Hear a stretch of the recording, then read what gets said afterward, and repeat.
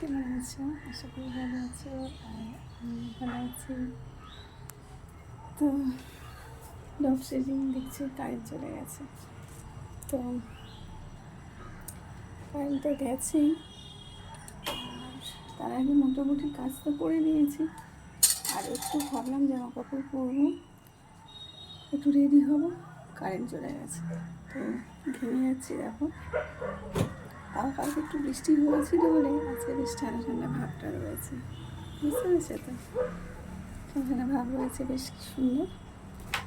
আর কিন্তু যেহেতু আমাদের অভ্যেস হয়ে গেছে ফ্যানের হাওয়াতে থাকা, ফ্যানের হাওয়া যদি না পাই তখনই কষ্ট হয় আবার।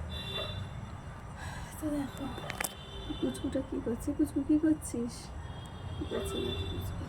এখন রোদটা বেশ ভালো হয়ে গেছে, কিন্তু যেহেতু বৃষ্টি হয়েছে সেহেতু বেশ ঠান্ডাটা আছে।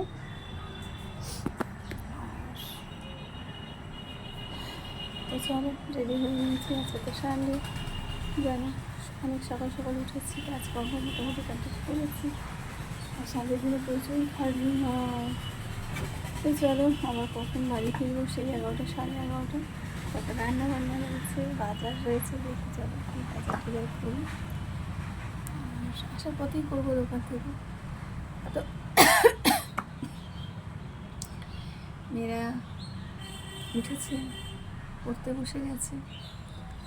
তো চলো আমিও বেরিয়ে পড়ি।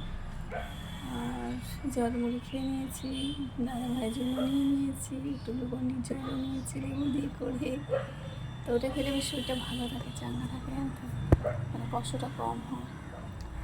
আর ওই জন্য ওটা রোজই করি, আমি একটু খাই, ও একটু খাই।